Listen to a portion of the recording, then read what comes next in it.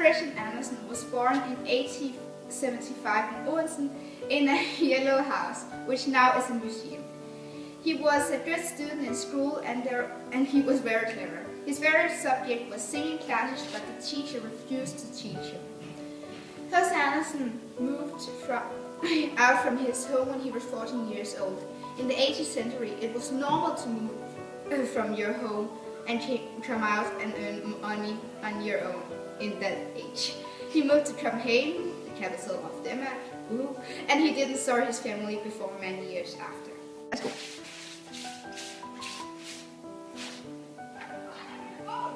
H.C. Andersen was not very rich, but the rich people in Copenhagen paid him money so he could keep writing, drawing, painting his artwork. He lived in many small budget hotels and ate at some friends. When H.C. Andersen was 17 years old, he published his first book, Ungdomsforsøg. After that, he wrote a lot of poems, novels, and scenes to some acting in the theater. That also became much famous. His first fairy tales was Fyrtårnet, Lille Claus og Store Claus, og Prinsessen på ærten.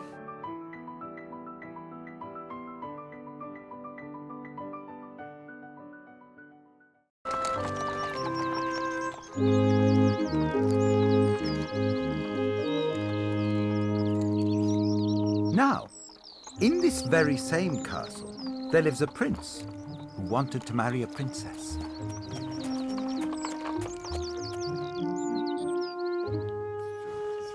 Although to look at him, you'd never think it. Oh, too skinny.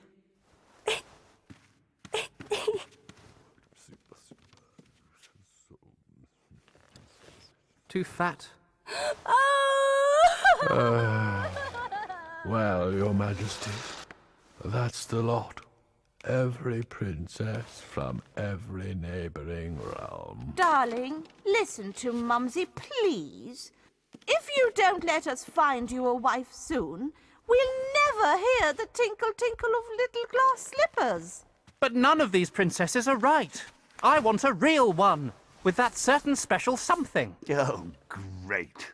Narrow it down, why don't you? Very well, Father. No more cousins, okay?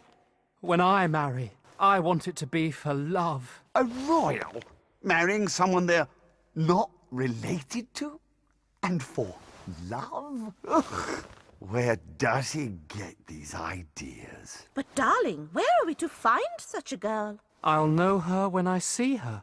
There's all manner of uncharted lands and kingdoms out there. Maybe one of them has a princess who's real enough for me.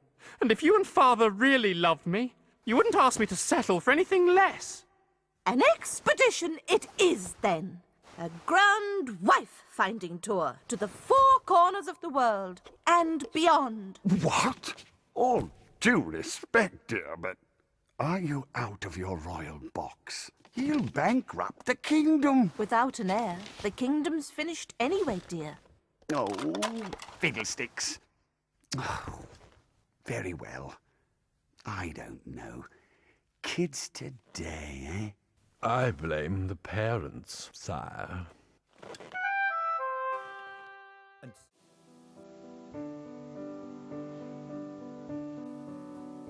H.C. Andersen was 1 meter and 85 centimeters tall and very thin. He had a big nose and brown eyes, and he had curls. H.C. Andersen published over 170 books, fairy tales and novels. They got translated to over 150 languages, and he got world famous because of his fairy tales. In the beginning, H.C. Andersen wanted to be a ballet dancer or an actor. He wrote acts and got inspired, so he kept on.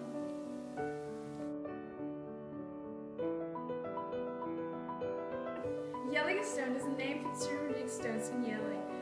The runic stones is together with Yelling Church and the two months with the Yelling monument. It's difficult to say the year the big yellow stone was raised, but probably between the year 1960 and 1985. The stone was raised by order of King Harald Bluetooth because of three things. 1. To memory of his parents. 2. To tell what he had done for the Danish, Swedish and Norwegian people. And 3. That he made the Danish people Christian. The big yellow stone had three sides. On one of the sides he kept the memory of his parents, what he had done for Scandinavia, and that he made the Danish people Christian. On the second side he painted fabulous creatures on, and on the third side there is a picture on the crucifixion of Jesus.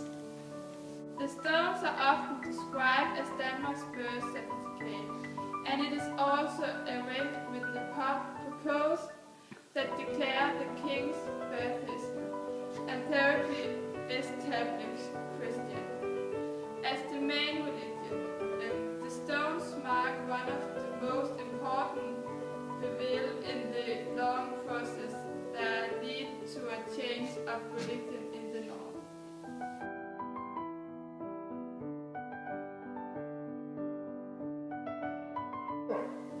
King Harald Bluetooth let these stones raised in the honor of his father, Gorm the Old, and Tara his mother. Harald Bluetooth, that were king in Denmark, made the Danish people Christian. The stone's original place is a middle between the two months in Jelling. However, there is no doubt the stones have been moved in because of the excavations in 1914. It was proven that one of the graves on the cemetery was partly under the stones. The stones has also been raised after it was knocked over.